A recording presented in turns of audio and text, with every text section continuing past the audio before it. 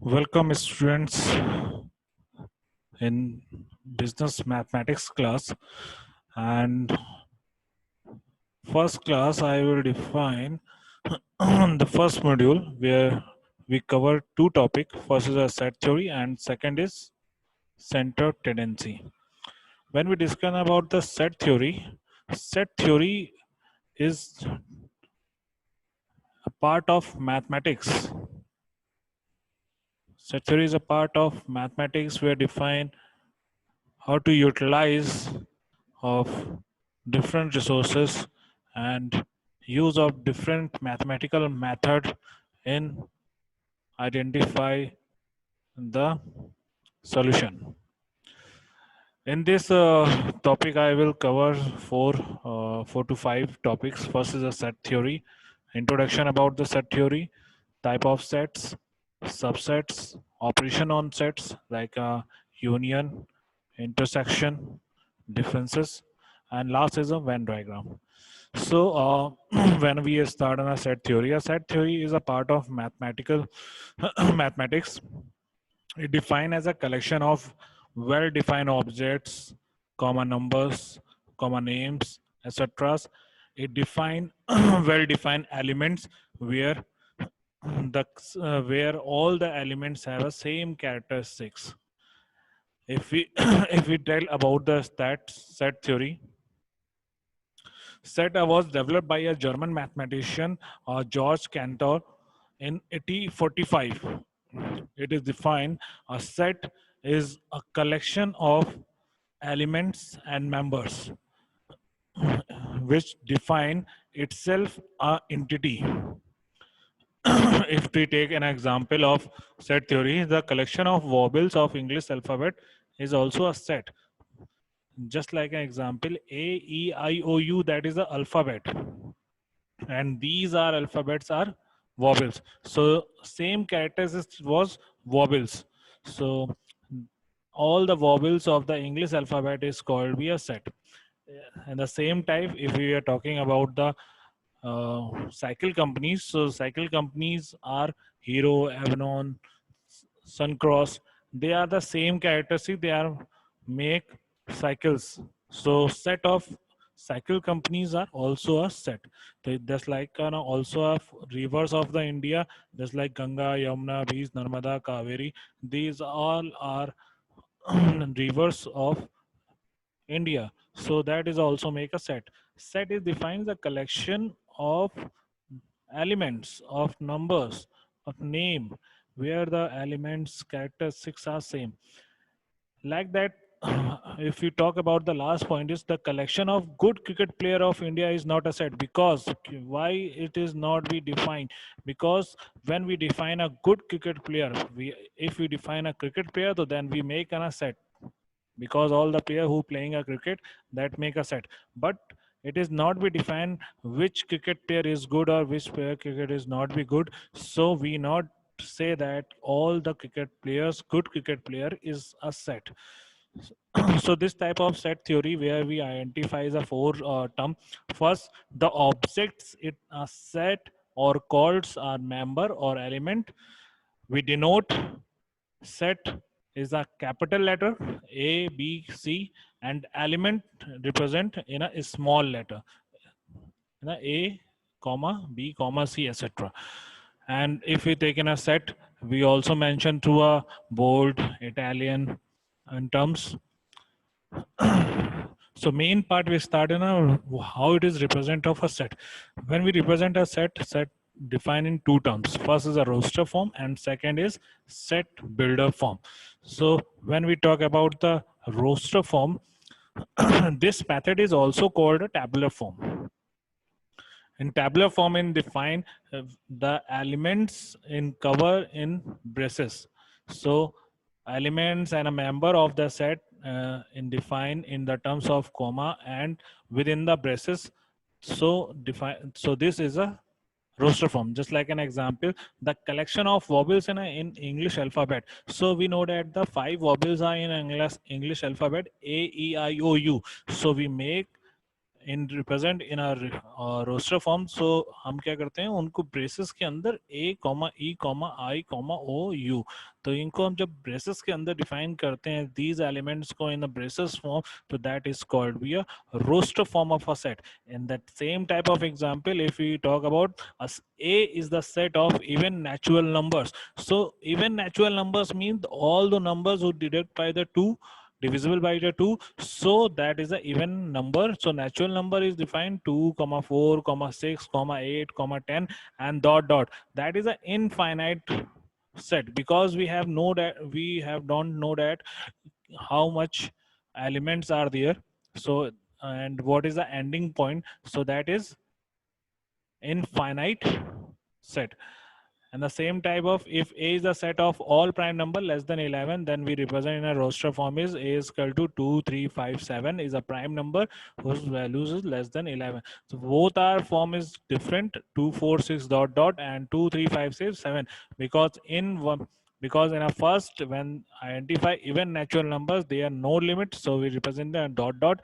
When define the limit less than 11, so we define through comma 3 comma 5 comma 7 and bracket is closed. So we know that how many elements in the prime number, so is a 4 elements in prime number less than 11. Okay, something is important here.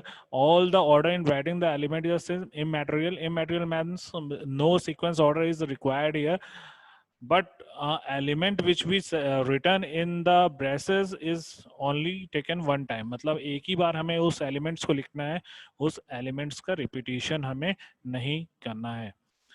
इसी तरह से just like an other example of these on a roster form, convert in a roster form, तो write the following sheet in the roster form. First is a is equal to set of all factors of 12. So set of all factors of 12 means how those identify those number uh, whose divide 12. So 1 2 3 4 6 12 is those number who जो 12 को जो 12 के factors हैं, सो हमने उनको roster form में convert करने के लिए वी डिफाइन है ना ब्रेसेस में डिफाइन कर लिया एंड एवरी एलिमेंट्स के बीच में हमने कॉमा लगा दिया. इसी तरह से सेकंड अगर एग्जांपल देखें, B is equal to set of all even integer less than 20. तो ऐसे जितने इवन इंटीगर हैं जो जिनकी वैल्यू 20 से नीचे है, तो इवन नंबर्स की बात हो रही, तो even numbers 2 4 6 8 10 12 14 16 18 20, that is all the set whose the values less even integer less than 20.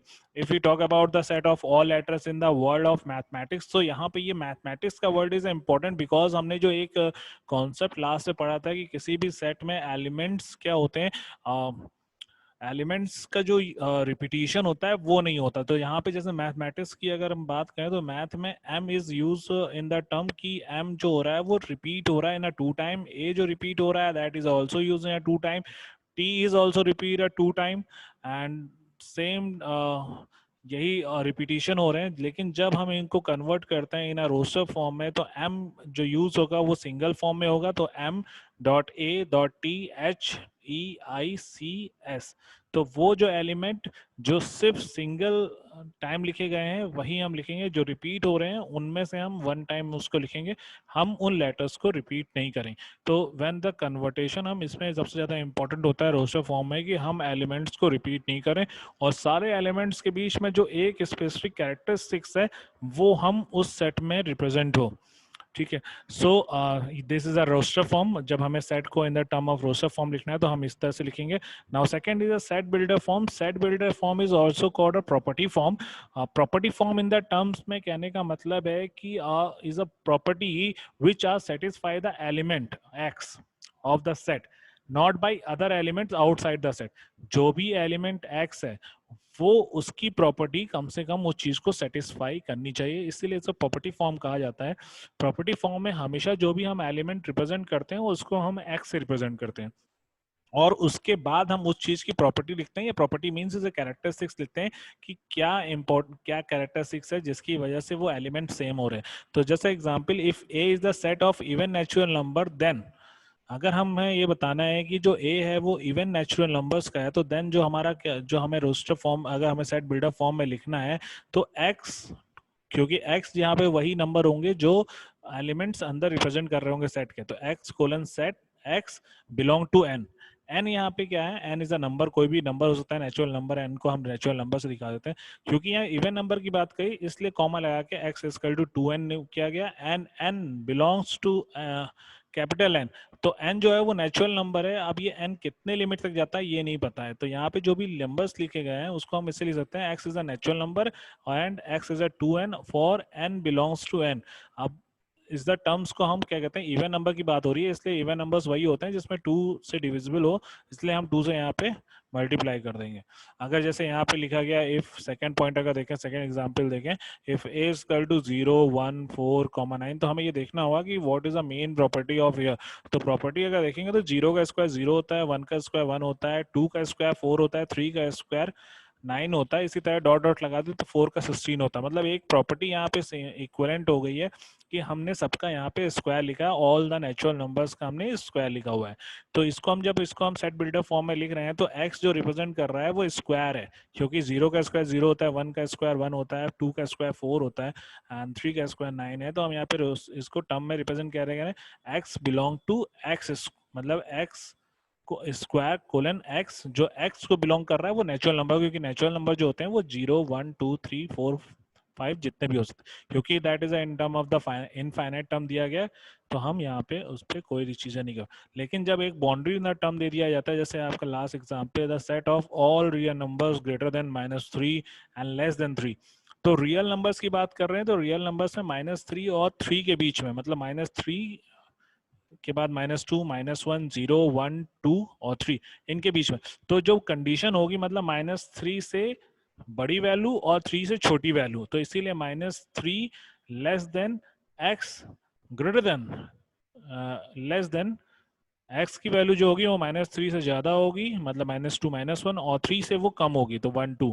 तो ये एक कंडीशन यहाँ पे रिप्रेजेंट करिए, और x belong to r, x r का मतलब यहाँ पे रियल नंबर हो गया। तो ये एक टर्म है define to set builder form, जब हमें सेट को सेट बिल्डर फॉर्म के टर्म में डिफाइन करना है।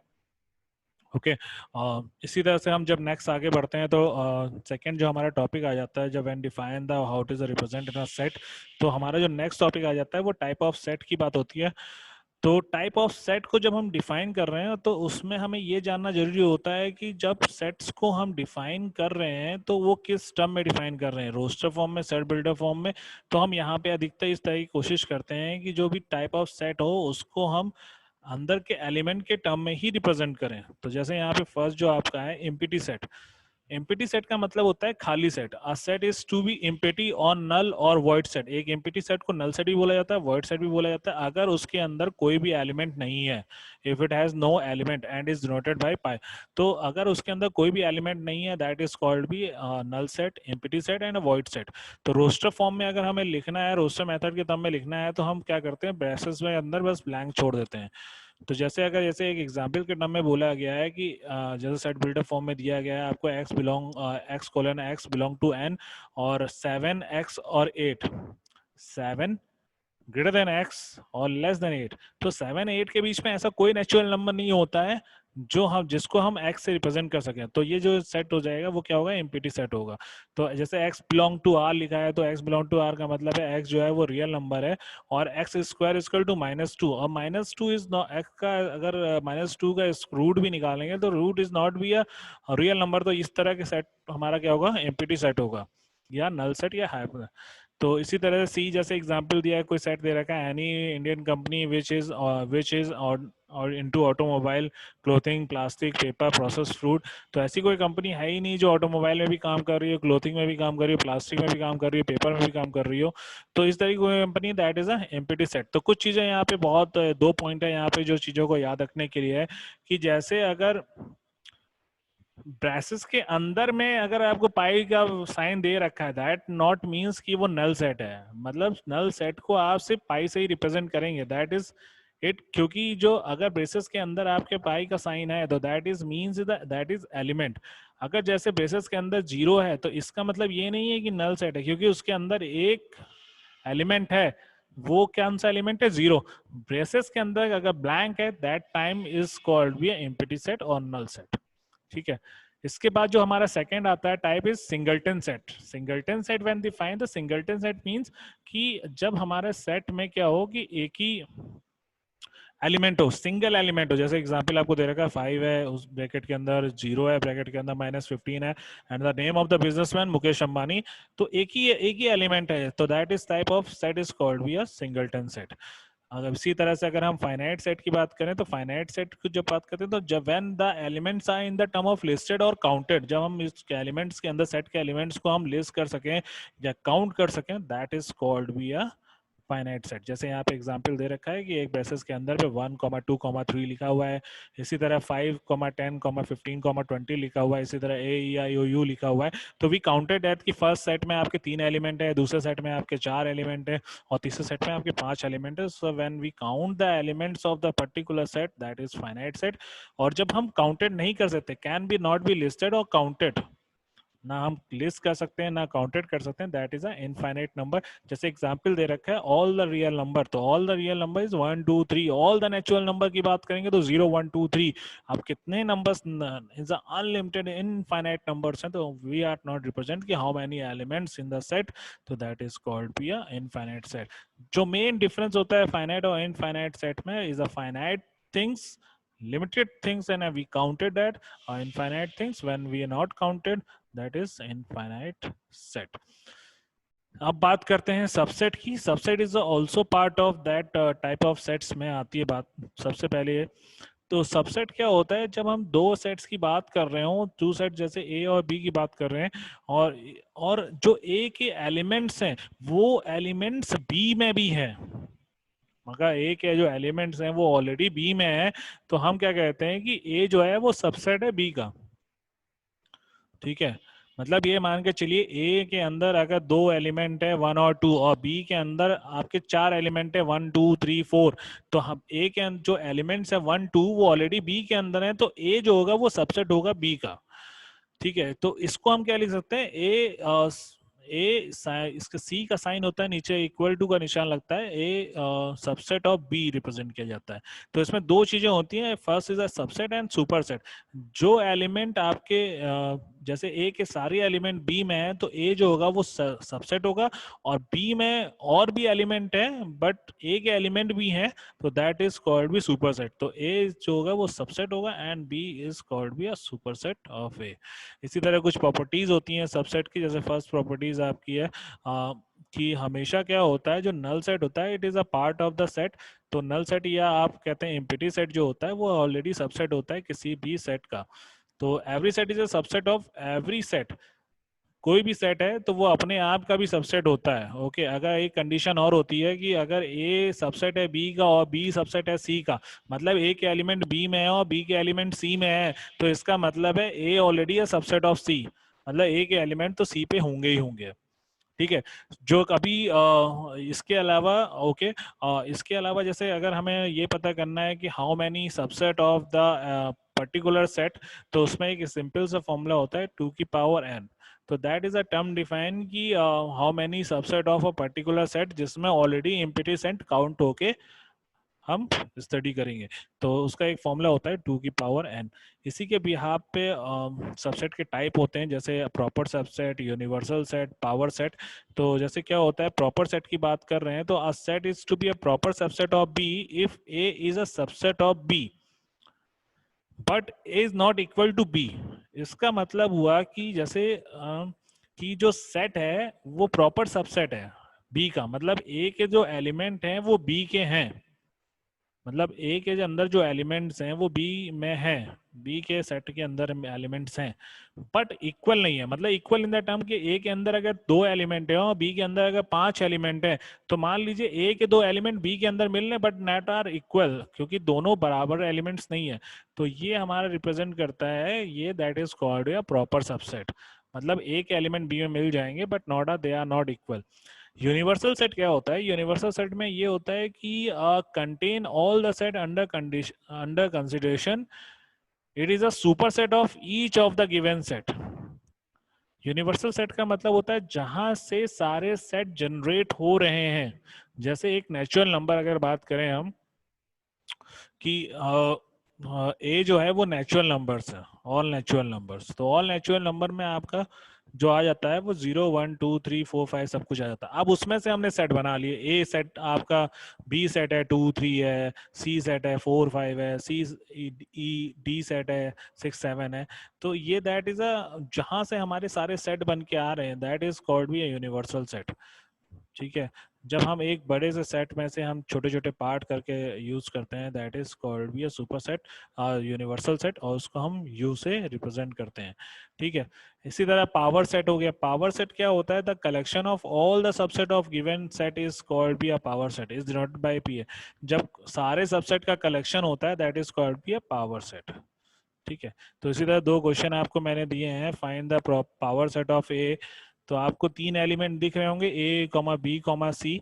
तो आप तीन एलिमेंट है, तो टू की पावर आप अगर 3 करेंगे तो करीबन 8 सबसेट बनेंगे। तो ये इसी बिहार पे आप ये दूसरा क्वेश्चन भी सॉल्व करिएगा। इसके बाद हम चलते हैं एक क्वेश्चन जो बहुत इंपॉर्टेंट है in the terms of set के टर्म में। जैसे आपको क्वेश्चन दे रखा है कि two finite set have M और एन एलिमेंट्स। अब फाइनाइट सेट का मतलब है कि हमें पता है कि नंबर ऑफ एलिमेंट्स कितने हैं, काउंटेड हैं। तो दो सेट्स हैं जिसके अंदर m और n एलिमेंट्स हैं। The total number of sets of the first set is 56 more than the total number of set of second set. तो हमें ये पता है कि जो टोटल नंबर ऑफ सबसेट हैं जो फर्स्ट सेट के, वो 56 ज्यादा है total number subset of second set के। तो हमें बताना है कि वैल्यू क्या होगी m और n की। ठीक है, हमें ये पता है कि दो सेट के अंदर m और n एलिमेंट है। m और n एलिमेंट का मतलब है m की वैल्यू हो सकती है 4, हो सकता है 5, हो सकता है 6 है। इसी तरह n की वैल्यू भी हो सकता है कि 5 और 6 के टर्म में हो। और हमें ये पता है कि जो फर्स्ट सेट के सबसेट हैं वो 56 सबसेट ज्यादा है कंपेयर देन सेकंड सेट के। तो अगर हम इस तरह से सॉल्व करेंगे तो हमें पता है कि फर्स्ट सेट में कितने एलिमेंट है, m एलिमेंट है। तो हमारा जो फॉर्मूला है वो हमसे कहता है कि अगर आपको नंबर ऑफ एलिमेंट्स पता है तो आपको प्रॉपर सबसेट ही पता होंगे। वो किस फॉर्मूले पे होते हैं? 2 की पावर n पे। तो यहाँ पे m एलिमेंट्स है फर्स्ट सेट में, तो हम क्या कर सकते हैं, उसके टोटल सबसेट कितने होंगे? 2 की पावर m होंगे। इसी तरीके से जब हम फर्स्ट सबसेट के लिए हम टोटल सबसेट निकाल ले रहे हैं 2m, तो सेकंड सेट के लिए हम टोटल नंबर ऑफ सबसेट क्या निकालेंगे? 2n निकालेंगे। फर्स्ट में 2m हो गया एंड सेकंड इज 2n हो गया। तो हमें ये बताया कि जो फर्स्ट सबसेट है उसमें 56 ज्यादा है किससे? सेकंड सबसेट से। तो 2 की power m is equal to 2 की पावर n प्लस 56 का यूज हुआ। अब 2m माइनस 2n कर देंगे तो 2n की वैल्यू इधर ले गए तो 2 की पावर m माइनस 2 की पावर n हो जाएगा, ये 56 हो जाएगा। अब यहाँ पे हमने क्या किया? 2 की पावर n को कॉमन ले लिया, जिसकी वजह से 2 की पावर m माइनस n हो गया और 2 की पावर n आपकी 1 में कन्वर्ट हो गई। और 56 को हम क्या कर सकते हैं? 8 इंटू 7 लिख सकते हैं। तो 2 की पावर n यहाँ पे ये सेम चीज है, 8 को हम 2 की पावर क्यूब लिख सकते हैं, इंटू 7 लिख सकते हैं। तो हमने देखा कि दोनों में ये वाला कॉमन है, 2 की पावर n इजकल टू 2 की पावर 3, तो हमने इसको अलग कर लिया, 2 की n पावर इजकल टू 3 थी। और जो दूसरी जो वैल्यू है दैट इज रिप्रेजेंट 2 की power m minus n minus 1 is equal to 7 हो जाएगा। ये -1 यहाँ चला जाएगा, दैट इज रिप्रेजेंट 8। और 8 को हम रिप्रेजेंट क्या कर सकते हैं? 2 की पावर 3। तो m माइनस n यहाँ पे रिप्रेजेंट करें, n की वैल्यू ऑलरेडी हमारे पास 3 है, तो m minus 3 is equal to power 3 हो जाएगी। तो दोनों में 2 के पावर है, इसलिए हम पावर पावर को ही सॉल्व करेंगे। तो m माइनस 3 इजकल टू 3, तो m इजकल टू 6 हो गया। तो फर्स्ट सेट में हमारा की जो एलिमेंट्स थे वो m था, तो दैट m की वैल्यू आपकी 6 आ गई। और सेकंड जो एलिमेंट था आपका, जो सेकंड सेट के जो नंबर ऑफ एलिमेंट थे वो n थे, तो आपकी n की वैल्यू आ गई 3। तो it is a most important question जो पूछा जाता है कि कभी भी हमारे पास नंबर ऑफ एलिमेंट है तो इसमें एक सुपर सेट के सबसेट में यही एक इंपॉर्टेंट चीज होती है कि जो भी नंबर ऑफ सबसेट होते हैं वो हमें पता है, अगर किसी भी सेट के अंदर के कितने एलिमेंट है तो वो हमारे 2 की पावर n के फॉर्मूले से निकल जाते हैं। तो यहाँ पे फाइनाइट सेट दे रखा था आपका जिसमें m और n एलिमेंट्स की बात हो रही थी, तो इसीलिए हमने फर्स्ट जो सेट लिया था उसमें जो एलिमेंट्स हमने काउंट किया वो 2 की पावर m काउंट किए। और सेकंड में जब बात हुई थी कि 2 फाइनाइट सेट n एलिमेंट है तो हमने वो n की, और बाकी 56 मोर देन की बात हुई थी, तो उसी के बिहार पे हमने क्वेश्चन को सॉल्व किया और हमारे जो m और n की वैल्यूज हैं वो हमें मिल गई। तो इस तरह से ये एक सुपर सेट के क्वेश्चन है। कुछ आपको प्रैक्टिस प्रॉब्लम्स दे रखी हैं, जैसे कि आपको किस तरह से कन्वर्ट करना है, which of the following are the set, कौन से हैं सेट कौन से नहीं सेट हैं। इस पे एक बार देखिएगा, the collection of the all prime numbers between 23 and 37। तो ऐसे हैं प्राइम नंबर 23 और 37 के बीच में कि नहीं है, ये आपको पता करना है कि दैट इज सेट है कि नहीं है। Collection of all factor 64 which are greater than 8, ऐसे फैक्टर्स हैं जो 64 के फैक्टर हैं जो 8 से ज़्यादा हैं, तो इस पे एक सेट हो रहा, बन रहा है कि नहीं बन रहा है। Collection of rich person in India, जो रिच पर्सन है इंडिया के, उनको बाद कलेक्शन बन रहा है कि नहीं बन रहा है। तो that is which type of the following are the set, ये आपको थोड़ा सा डिफाइन करना है। एंड डिस्क्राइब, ये सेट बिल्डर फॉर्म में आपको लिखे हुए हैं, तो इसको आपको रोस्टर फॉर्म में भी कन्वर्ट करना है। जैसे आपको यहाँ पे फर्स्ट मैं बता दे रहा हूँ, जैसे फर्स्ट एग्जांपल में आपका क्या दे रखा है कि x is a letter before F in the English alphabet.